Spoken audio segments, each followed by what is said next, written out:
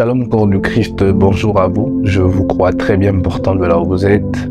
Je suis dans une très grande joie de me retrouver encore parmi vous et de vous faire part de cette nouvelle session de formation qui vous bénit énormément. Ça, je le sais. Je sais que par une parole qui provient de l'esprit, qui est remplie de vie, une vie ne peut être que bénie. Alors ma prière, c'est que tu puisses continuer de recevoir ces bénédictions. Et j'aimerais encore épingler quelque chose que je dis généralement dans toutes les formations, c'est que la parole de Dieu est très importante pour vous. Vous savez, aujourd'hui, les gens sont beaucoup plus aptes à se dire « Je veux mon miracle, je veux ma bénédiction » et non, je veux écouter la parole de Dieu. Sachez ceci, c'est que la parole de Dieu a la capacité de vous tracer le bon chemin de la vie chrétienne. Vous savez, tu peux recevoir ton miracle et continuer ta mauvaise vie parce que Dieu, par sa puissance, va faire tomber quelque chose et quelque chose va se passer. Et ça va te satisfaire, tu te diras, bon, j'étais dans le monde, j'étais dans le mal, mais il a agi, c'est qu'il peut toujours le faire. Alors que la parole de Dieu, lorsqu'elle tombe sur ta vie, la première chose qu'elle change, c'est ton cœur. C'est ta façon de voir les choses. C'est ton ancienne mentalité. Et donc, du coup, la parole de Dieu est très importante pour vous et je vous demande de vous familiariser avec la parole de Dieu.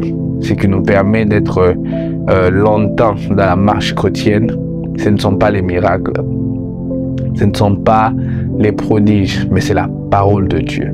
Recevons la parole de Dieu telle qu'elle doit être reçue, c'est alors que nous allons prospérer, que nous serons durement durs dans notre vie chrétienne et que nous allons aller très loin. Que Dieu vous bénisse abondamment. Alors aujourd'hui, je viens vous parler des 4 dimensions de l'amour de Christ. Pourquoi est-ce que je précise de l'amour de Christ? C'est parce que Paul a précisé que les 4 dimensions dont il a parlé dans Éphésiens 4, du verset 6 au verset 19, sont les 4 dimensions de l'amour de Christ. Et quelqu'un peut se demander peut-être alors, si c'est de l'amour de Christ, c'est qu'il y a aussi les dimensions de l'amour de Dieu. J'aimerais répondre à cette question déjà. Sachez ceci, c'est que Dieu a manifesté son amour en envoyant Jésus-Christ pour nous sauver. Et au travers de cette manifestation de l'amour de Dieu, qui est Jésus-Christ pour les hommes, nous retrouvons aussi en Christ 4 dimensions de l'amour qu'il dit dans Éphésiens 3, le verset 17, 18 et 19. Et c'est de ça que nous allons parler. Je suis sûr et certain que de là où tu es, tu seras énormément béni parce que tu pourras peut-être apprendre des choses qui vont t'aider. Alors, pour commencer, vous devriez savoir que ce texte d'Éphésiens 3 est un texte que Paul est vraiment en train de dédier à une catégorie de gens bien précis. Et cette catégorie de gens sont les païens. Parce que vous allez savoir ceci, vous devriez savoir ceci, c'est que Jésus est venu pour les Juifs. Jésus est venu pour le peuple juif parce qu'il était le salut du peuple juif. Mais en venant pour le peuple juif, Jésus s'est retrouvé à sauver aussi le peuple non juif. C'est même pour ça que lorsque Dieu, au travers d'un ange, apparaît à Pierre afin d'aller sauver un non-juif, Pierre était surpris. Pierre était en train de douter parce qu'il se demandait s'il devrait vraiment aller prêcher cette parole.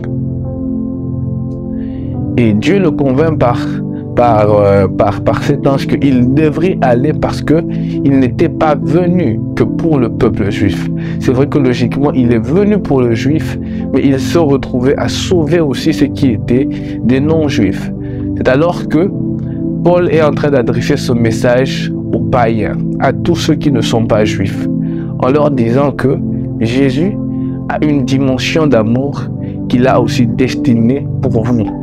Jésus a une dimension d'amour qu'il a aussi destinée pour vous qui dites être du monde, pour vous qui dites n'être pas le peuple de Dieu, pour vous qui dites que vous n'êtes pas digne de recevoir l'amour de Dieu, pour vous qui dites que vous n'êtes pas digne de recevoir la bonté de Dieu, pour vous qui dites que Dieu ne vous connaît pas. Il a un plan bien précis qu'il avait aussi établi en votre faveur. C'est ainsi que Paul dit, moi je suis le prédicateur à qui Dieu a révélé ces choses, afin de vous faire part de cet amour qu'il a pour vous. Et il dit que dans Éphésiens 3, je vais le lire dans la version français courante, c'est une version que j'aime beaucoup, à partir du verset 17, il dit ceci, il dit, et que Christ habite dans vos cœurs par la foi. Je demande que vous soyez enracinés et solidement établis dans l'amour, pour être capable de comprendre avec l'ensemble du peuple de Dieu combien l'amour de Christ est large, long, haut et profond. C'est ainsi que nous retrouvons les 4 dimensions de l'amour de Dieu, de l'amour de Christ. Sa hauteur, sa profondeur, sa longueur et sa largeur. Et je vais développer chaque point afin que vous puissiez comprendre pourquoi est-ce que son amour est muni de ces 4 dimensions. C'est afin que tout celui qui juge être païen, que tout celui qui juge n'être pas digne de recevoir cet amour, puisse obtenir son salut au travers de cette connaissance que l'amour de Christ a en sa faveur. Alors la première dimension que nous sommes en train de voir, c'est la dimension qui parle de la largeur de l'amour de Christ. Lorsque la Bible nous parle de la largeur de l'amour de Christ, à quoi fait-elle allusion? Pourquoi est-ce qu'on peut dire que l'amour de Christ est large? Alors, prends ton stylo et retiens très bien ce que je veux dire. Lorsque la Bible nous parle de la largeur de l'amour de Christ, elle ne fait allusion qu'à une seule chose, à l'espace que l'œuvre de la croix a de recevoir tout le monde. Parce que sachez que dans l'amour de Christ, la base, c'est son sacrifice. La base, c'est ce qu'il est allé faire à la croix. La base, c'est ce qu'il est allé accomplir à Golgotha, afin qu'un salut nouveau puisse être donné au monde. Afin qu'un salut nouveau puisse être donné à tous ceux qui sont appelés créatures de Dieu. C'est ainsi que lorsqu'il parle de la largeur de son amour, il fait allusion à l'espace que l'œuvre qu'il a bâtie a de recevoir tout le monde. Alors, peu importe qui tu es, peu importe comment tu t'appelles, peu importe le pays où tu es né, peu importe la ville où tu habites, sache que tu as de la place au bas de l'œuvre de la croix. Sache que dans la mission que Christ est venu accomplir, tu as une place. Ne te dis pas que parmi les enfants de Dieu, je n'ai pas ma place. Non, si tu acceptes seulement de venir à lui, il t'ouvrira les portes afin que tu puisses entrer et que tu puisses trouver ta place. Ne pense pas que Dieu se choisit une certaine catégorie de personnes pour faire de ses enfants. Non. Au travers de l'amour de Christ, on trouve une largeur d'espace. On trouve assez d'espace afin que tout celui qui veut habiter en lui, qui veut remettre sa vie à Jésus-Christ, puisse venir et qu'il puisse trouver sa place. C'est ainsi que la première dimension fait espace à la largeur de son amour. Peu importe ton état, peu importe son identité, peu importe la culture que tu as, que tu sois européen, que tu sois asiatique, que tu sois chinois, que tu sois français, que tu sois africain, peu importe qui tu es, l'œuvre de la croix a de l'espace pour recevoir tout le monde. L'œuvre de la croix de l'espace pour recevoir tout celui qui vit. Que tu aies une peau noire, une peau jaune, une peau rouge, une peau blanche, tu as de la place au bas de l'œuvre de la croix. Parce que vous savez, aujourd'hui, on a l'impression que les gens se disent que l'évangile, c'est pour les noirs. Avant, on pensait que c'était pour les blancs, puisque c'est eux qui ont porté cette nouvelle en Afrique. Et après, maintenant, on dit que cet évangile, c'est pour le noir, ce n'est plus pour le blanc. Non, non, non, non, non. Peu importe le lieu où tu habites, sache que l'œuvre de la croix est faite pour tout le monde. Tout celui qui veut venir vers cette œuvre n'a qu'à ouvrir son cœur et d'entrer et trouver sa place au milieu du corps du Christ. Le corps du Christ n'a pas de limite. Tout celui qui veut, tout celui qui décide d'abandonner son ancienne vie et de venir vers l'œuvre de la croix à sa place. C'est ainsi que la première dimension fait allusion à la largeur, à l'espace que l'amour de Christ nous propose afin que tous puissions trouver place. Et la deuxième dimension parle de la longueur de l'amour de Christ. La longueur. À quelque chose, quand on voit longueur, on voit quelque chose de très long. On voit quelque chose de très long. Et qu'est-ce que la Bible veut nous apprendre lorsqu'elle nous parle de la longueur de l'amour de Christ? La chose que vous devriez comprendre lorsqu'on vous parle de la longueur de l'amour de Christ, c'est la longueur qu'il a d'être patient, qu'il a d'être bienveillant, qu'il a à pardonner tout celui qui accepte de le suivre, mais qui peut-être rencontre des moments difficiles. Vous savez, les gens ont l'impression des fois que lorsque tu es en Christ, lorsque tu viens en lui, dès que tu pèches, il t'écarte. Non. Tant que tu vis, son amour sera toujours présent. Son amour est tellement long qu'elle n'a pas de limite. Tant que tu vis, il peut toujours faire en sorte à ce que tu puisses revenir dans la bonne marche. La longueur de l'amour de Christ fait allusion à la longueur de son cœur, à la longueur de sa patience, à la longueur de ce qu'il veut de toi. Donc il sera toujours là, patient, en train d'attendre que tu puisses être dans le bon chemin que lui veut que tu sois. C'est ainsi que ta difficulté à t'aligner à sa volonté ne le dérangera pas. Et quand je dis que cela ne le dérangera pas, je ne te dis pas d'encore ralentir ta marche avec Dieu. Non, on doit toujours faire un effort d'accélérer notre marche avec Dieu, afin que nous puissions être conformes à sa volonté. Mais sachez que pendant que nous sommes dans ce processus, son cœur est patient, son cœur attend, son cœur n'a pas une limite te disant que non, Belingo, si après 3 jours tu n'arrêtes pas avec ce comportement que je ne veux pas, je vais t'écarter du corps du Christ. Non, non, non, non, non. Son amour est tellement long qu'il est patient. Qu'il est patient. Si ça te prendra 10 jours afin de pouvoir t'aligner à sa volonté, sache qu'il sera toujours là, en train de t'attendre. Si ça te prend peut-être 3 ans, chose qui peut-être n'est pas bonne, mais sache que son amour sera toujours là, en train de t'attendre. Parce que croyez-moi, Dieu n'écarte pas ceux qui font un effort. C'est vrai que si tes efforts ne parviennent pas, si tu n'acceptes pas de te briser et de te laisser conduire par lui, il se peut qu'il soit trop tard. Mais sache que tant que tu vivras, il sera toujours là, en train de patienter, que tu puisses t'aligner à sa volonté.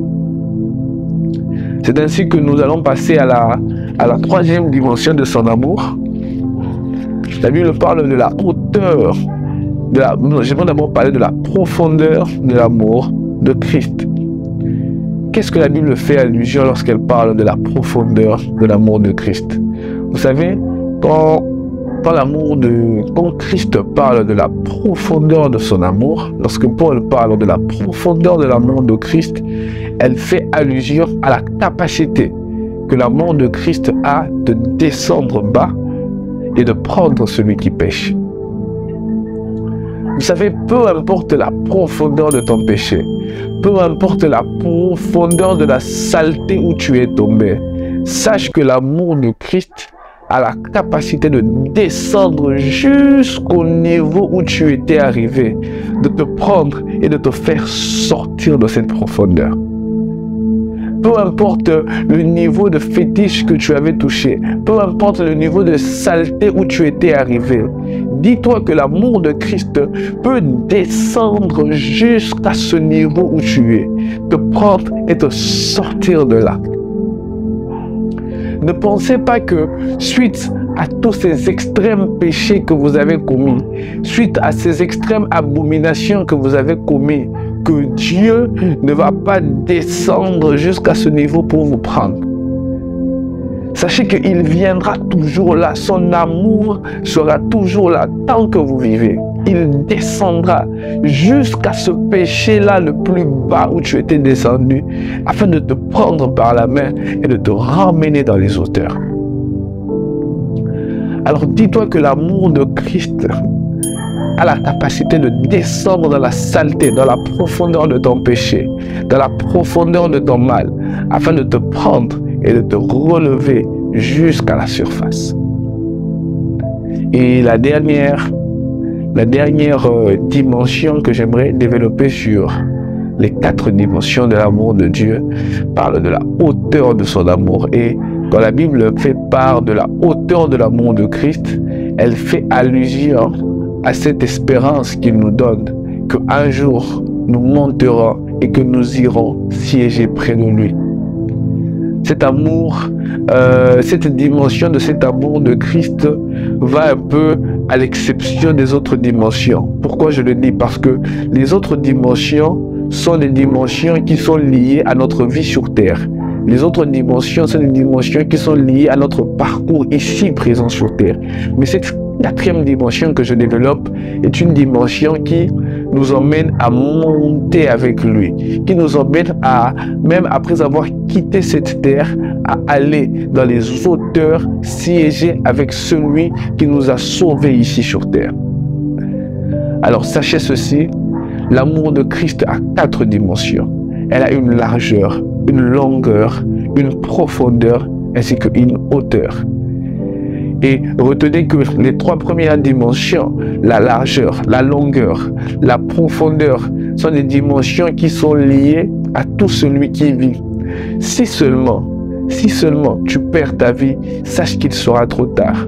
Si seulement tu perds ta vie, sache que tu n'auras plus la capacité de bénéficier de cet amour qu'il a pour toi. Si seulement tu perds ta vie, sache que tu ne pourras plus bénéficier de cet amour que Christ a en faveur de lui-même.